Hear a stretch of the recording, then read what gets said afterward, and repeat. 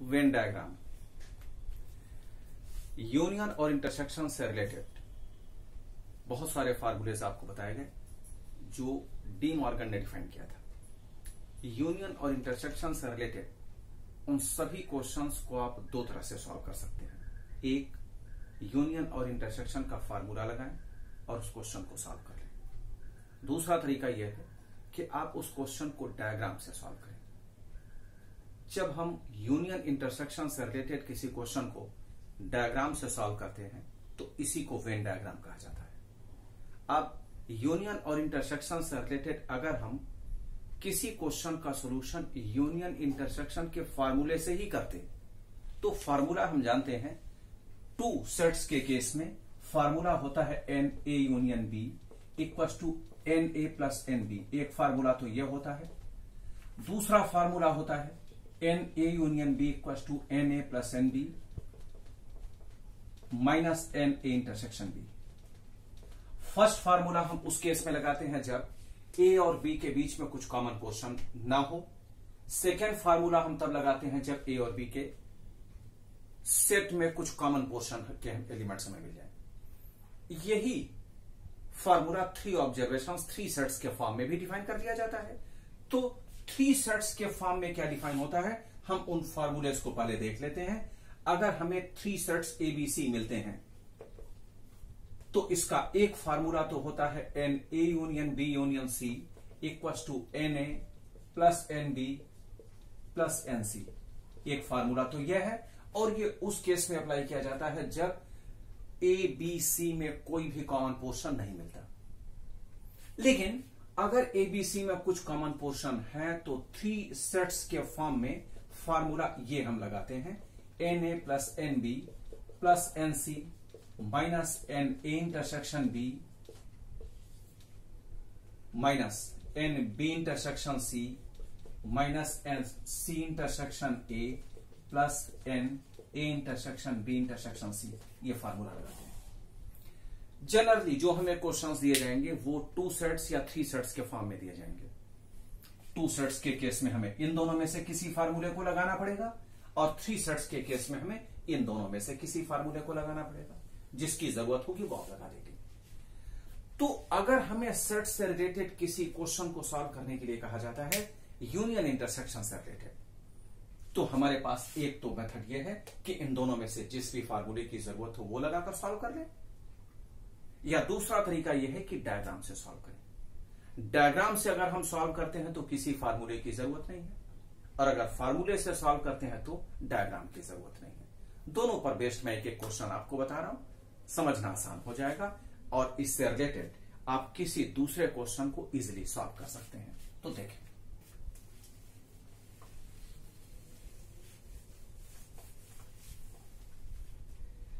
मैं question board पर लिख रहा हूं।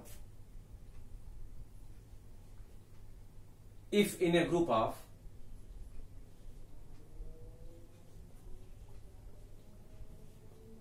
Teachers 10 teach maths, 9 teach, if in a group of, ये लिख लें, if in a group of 20 teachers in a school, कितने टीचर्स हैं ये तो पता होना चाहिए ना। 10 teach maths, 9 teach stats, 7 teach economics, 4 teach maths and stats both, maths and stats both, but none teach maths and economics both. Find first part, how many teach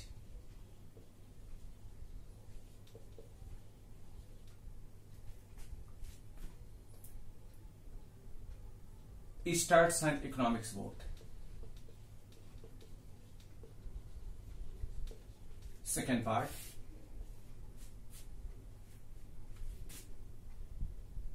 stats only. Third part, economics only. ये question है। 3 observations के form में, 3 sets के form में information दी गई है और इसमें कुछ कॉमन पोर्शन भी है, जैसे मैथ्स और स्टैट्स बोथ के लिए। तो इसकी मीनिंग 3 सेट्स का हमें सेकेंड फार्मूला लगाना चाहिए जिसमें इंटरसेक्शन इन्वॉल्व हुआ था। अब एक तो तरीका यह है, लेकिन कैलकुलेशन थोड़ी सी लंबी होती है, तो हम जनरली 3 सेट्स के फॉर्म में जो इंटरसेक्शन वाला फार्मूला है वो लगाना नहीं चाहते हैं, क्योंकि थोड़ी सी कैलकुलेशन उससे बढ़ जाती है। वेन डायग्राम से सॉल्व करेंगे तो हमें किसी फार्मूले को यूज करने की जरूरत ही नहीं है, कैलकुलेशन इजी होती है, जल्दी आंसर तक पहुंच जाते हैं। तो चलिए इसमें जरा हम देखते हैं। एक कोई स्कूल है, उस स्कूल में पूरे 20 टीचर्स ही हैं। एक पूरे स्कूल में 20 टीचर्स हैं जो मैथमेटिक्स, स्टैटिस्टिक्स और इकोनॉमिक्स से रिलेटेड है। अब आगे कौन कौन सी इंफॉर्मेशन है उससे रिलेटेड हम डायग्राम बनाते हैं। देखिए, एक हमने बना दिया मैथमेटिक्स के लिए। मैथमेटिक्स में 10 टीचर्स हैं,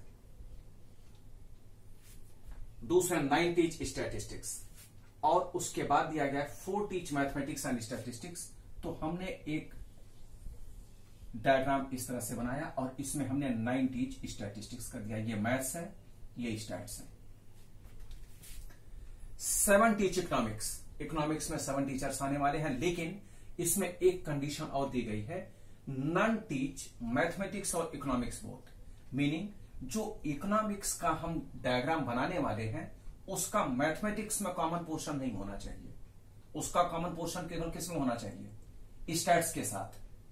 तो हमने जो दूसरा बनाया डायग्राम वो ये बनाया और इसे हमने लिख दिया इकोनॉमिक्स, और यहां हमने लिख दिया 7। जरा ध्यान दें, अगर मैथमेटिक्स और इकोनॉमिक्स के कॉमन पोर्शन में भी कुछ ऑब्जेक्ट्स आते, कुछ एलिमेंट्स आते, तो हम इन तीनों का इस तरह से इंटरसेक्शन बनाते, जो डायग्राम इस तरह से बनता, मैथ्स, स्टैट्स और इकोनॉमिक्स ये बनता, जो तीनों के इन्वॉल्व होता।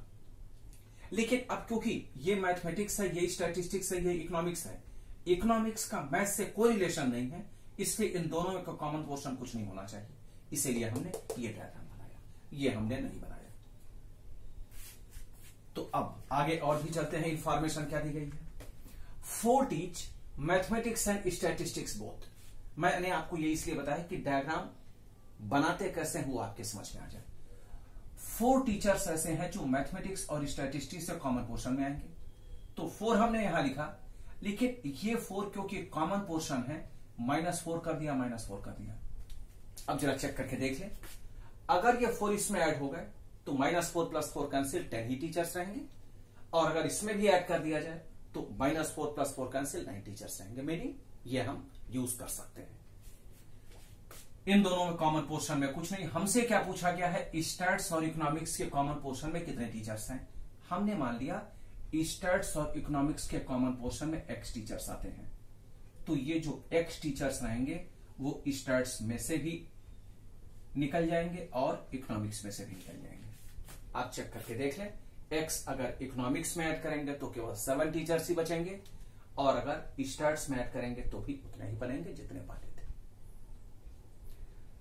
तो ये है आपका डायग्राम, और कोई हमारे पास इंफॉर्मेशन गिवन नहीं है, तो डायग्राम में कोई अगला स्टेप हम यूज नहीं कर सकते। और ये क्वेश्चन में कंडीशन दी गई है कि इस स्कूल में कोई भी टीचर कहीं भी जाए, इनका ग्रैंड टोटल 20 ही होना चाहिए। तो अब हमने क्या किया, सभी का एडिशन कर लिया, 10 - 4 पहले यहां से स्टार्ट किया, +4 प्लस 9 - 4 - x, सभी का एडिशन करना है, 9 - 4 - x plus x plus 7 - x equal to 20। ये ग्रैंड टोटल 20 के इक्वल होना चाहिए। चेक करके देखते हैं, 10 - 4 6, 6 + 4 10, 10 + 9 19,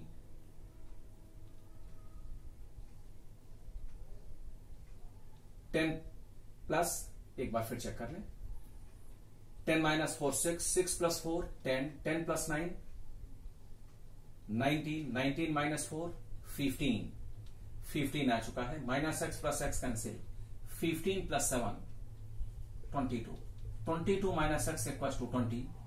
एक्स को आप उधर ले गए, 20 को इधर ले आए, एक्स आ गया 2। और एक्स है क्या, स्टैट्स और इकोनॉमिक्स दोनों का कॉमन पोर्शन है। तो इसकी मीनिंग आपके फर्स्ट पार्ट का आंसर है, जिसमें स्टैट्स एंड इकोनॉमिक्स बोथ आने वाले हैं। वो कितने हो गए, वो हो गए 2 टीचर्स। सेकेंड पार्ट में क्या था, सेकेंड पार्ट था स्टैट्स ओनली। अब स्टैट्स में कितने हैं, 9 minus 4 minus x, 9 minus 4 minus x की वैल्यू आपने 2 निकाल रखी है। तो ये हो गए, यहां स्टेटमेंट्स भी लिख लेते हैं, समझना आसान हो जाएगा। स्टैट्स ओनली में आप लिखेंगे 9 माइनस 4 माइनस 2 और यह हो जाएगा 3। Third part economics only, eco only, इसमें आप लिखने वाले हैं 7 माइनस एक्स के जगह पर 2 फिलअप करेंगे, यह आ जाएगा 5।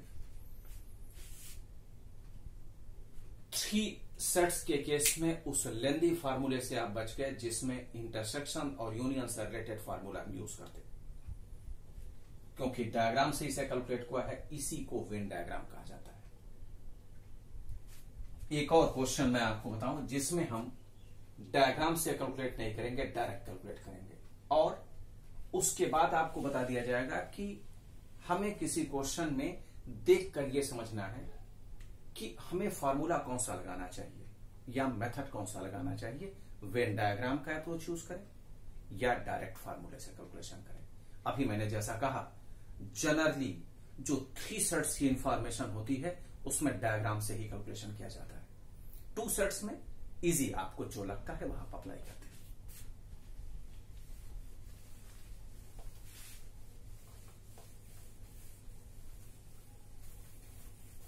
यह क्वेश्चन आपकी बुक का ही है, जो एग्जाम में भी पूछा जा चुका है। At a certain conference of 100 people, at a certain conference of 100 people, there are 29 Indian women. 29 Indian women. Meaning n number of women कितनी है, 29 Indian women. 100 टोटल है। 23 Indian men. N M ये है 23. N meaning number of men 23. आगे, out of these Indian people 4 are doctors. 4 are doctors meaning ये doctors कितने हैं, 4, हमने ये लिख लिया। आगे 24 are either men or doctors। अच्छा, अब ध्यान दें, अगर हमें कहीं भी इधर वर्ड यूज होता है, इधर की मीनिंग होती है यूनियन, इधर की मीनिंग होती है यूनियन। अगर मैं कह दूं इधर ए और B, meaning A union B. इधर मेन और doctors, meaning men union doctors, तो यह हो जाएगा एन एम यूनियन डॉक्टर्स। इधर की मीनिंग यूनियन ही होता है, ध्यान रहे। और ये कितने हैं, 24। There are no foreign doctors, ठीक है।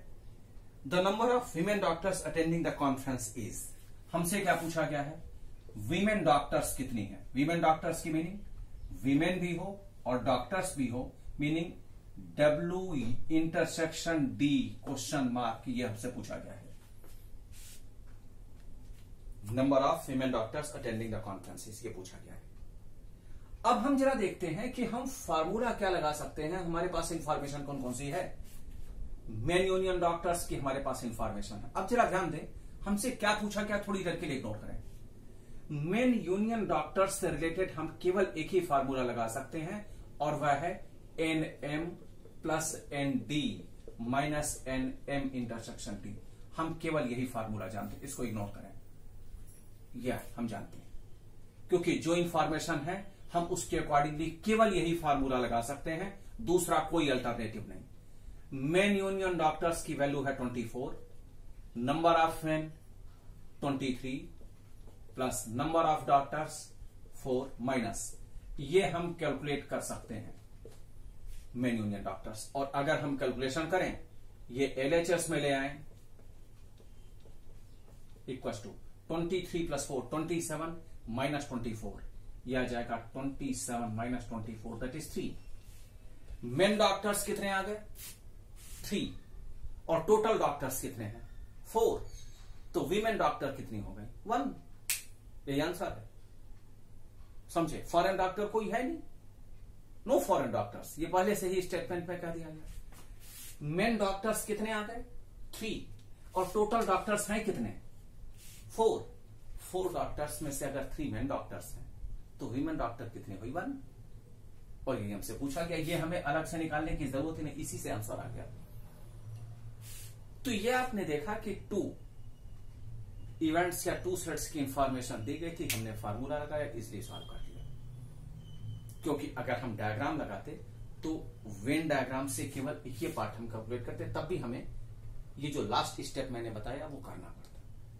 इससे कैलकुलेट कर लिया, इजी हो गया। जब भी आप कोई क्वेश्चन रीड करें तो ये चेक कर लें कि किससे हम इजीली कैलकुलेट कर सकते हैं, उसी के अकॉर्डिंगली आप फार्मूले से कैलकुलेशन करें। वेन डायग्राम से कहीं कोई गलती नहीं है, फ्री है आप किसी को भी यूज करने के लिए।